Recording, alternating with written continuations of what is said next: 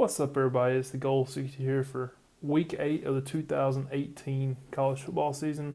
Now, I'm going to go over the 7 picks that I really like this week and kind of give you some reasons of why and kind of how I projected them and see how we do.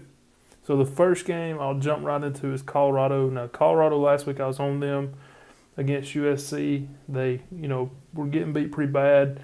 Started to make a little comeback there. Ended up losing by 9.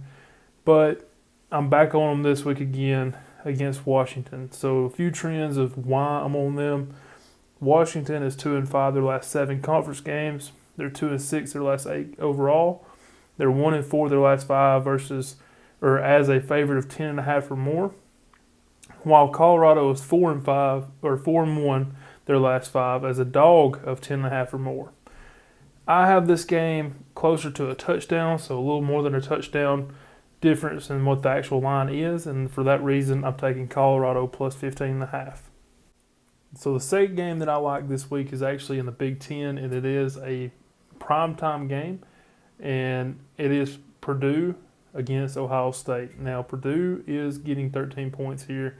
This line was a little bit higher. It was at 2 touchdowns earlier in the week, but even at 13 I still think there's some value there. Some trends to back that up. Purdue is 4-1 their last 5 conference games. They're 5-0 their last 5 against the spread after a win. They're 5-1 their last 6 versus a winning team. And also they're 4-0 their last 4 overall. On the flip side of that, Ohio State is 2-5 their last 7 conference games. They're 1-4 their last 5 as a favorite of any amount. And also they're 1-4 their last 5 road games. So I look at my projection. My projection has this a lot closer than 13 points, and for that reason, I'm taking Purdue with plus 13 against Ohio State. Now, for this next game, you may think I'm a little crazy, and honestly, looking at this line, I'm kind of thinking the same thing, so I don't blame you for that. But looking at all the numbers, looking at the trends to back it up, it just kept pushing towards this, so we're got to go with it. Wisconsin and Illinois over 57.5. Now, earlier in the week, there was way more value in this. This thing has moved over a field goal up in our direction. I guess you could say for a worse line than what we're getting. But I still think there's some value. So the trends that back it up, Wisconsin to the over is 4-1 their last 5 overall. To the over, they're 16-6-1 their last 23 after a straight-up loss. So this is obviously years worth of data here to present that. And also to the over, they're 8-1 their last 9 after an against the spread loss. So not necessarily losing the game outright, but just against the spread. How do they do the next game? And trends show that they come out scoring a lot of points. Now, as far as on the other side of the field, Illinois to the over 6-2 their last 8 road games. They're 5-2 to the over their last 7 as a road dog. And they're 4-1 their last 5 conference games to the over.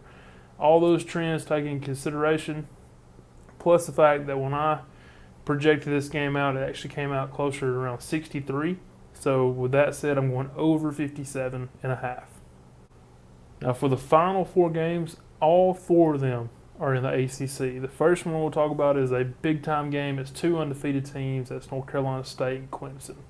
Now, North Carolina State getting 17.5 here. This line continues to go up, so as the week goes on, there may be even more value here. But just some trends. Clemson is 0-4 their last 4 home games. They're 1-4 their last 5 versus a winning team. They're 2-5 their last 7 overall. North Carolina State is 5-2 their last 7 versus a winning team at home. So a team that does very well at home. North Carolina, their last 7 games are 5-2 when they go into that game and travel to that stadium. They're also 7-2-1 their last 10 road games. They're 20-8 their last 28 as a dog of 10.5 or more. So anytime they're a big time, double-digit dog, they're 20-8 their last 28, and also 18-3 their last 21 after a bye week. Now, obviously, that's spanning 21 years of data, but that is an impressive stat line there. An impressive trend, and 18-3 their last 21. I had to throw that one in there. Usually I wouldn't go that far back, but it was just, like I said, it's just impressive. So with that said, I project this game out, and I have it closer to 10. Still have Clemson winning the game. Still have them winning by 10, but obviously more than a touchdown away from what the line is. And for that reason, I'm taking North Carolina State plus the points here. Next game, like I said, the next three are all in the ACC. The next one we're actually looking at a total, and it is in the Wake Forest and Florida State game. Now in this game, total is 60. Looking at a few trends, I don't have too many trends in this game, but Florida State to the under is 7-3 their last 10 after a straight up loss. They're 9-3-1 their last 13 in conference games to the under. You look at Wake Forest, their under is 5-2 their last 7 as a road dog of 10.5 or more. Florida State is a big-time favorite in this game, somewhere around 10.5 or 11 points, I believe. And for that reason, we're looking at going under the 60. I have the projection around 50, so more than a touchdown there, 2 scores in fact. And so we're going to go under 60 points in the Wake Forest-Florida State line. Looking at my sixth game, my next ACC game, and it is North Carolina catching more than a touchdown once again. Now, earlier in the week, this line was a little bit better. It was actually over 10 points. It has dropped below that. Currently, it's at 8.5. Obviously, if you can get that better value, go with it. Some trends that back that up. Syracuse is 0-4 their last 4 after a straight-up loss. They are 1-4-2 their last 7 versus a losing team. So North Carolina, I believe, is better than what their record shows. I think they're progressing. They gave Virginia Tech a tough game last week. We were on that game on the under, and UNC covered that game for so long. In fact, they were leading, and then Virginia Tech had to score late to beat them. North Carolina is 5-1 their last 6 conference games. They're 5-1 their last 6 versus a winning team, and also 6-2-1 their last 9 overall. So all those trends added to the fact that I have this line with Syracuse winning the game, but only by a field goal. I'm going North Carolina plus 8.5.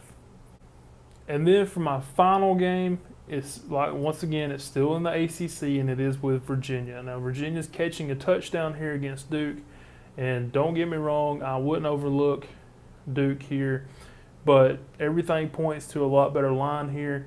And you look at some of the trends. Duke is 3-8 their last 11 as a favorite of 3.5 to 10 points. So anywhere around that touchdown, around that amount as a favorite. They're 3-11 or 3-8. Excuse me. They're 2-5 their last 7 as a favorite of any amount. And then you look at Virginia. They're 4-1 their last 5 as a dog of 3.5 to 10. So in that same range as that trend I gave you on Duke. They're also 4-1 their last 5 versus winning teams, and they're 5-1 their last 6 overall. Last week I said that they were going to come in this game. We had Virginia in that game against Miami.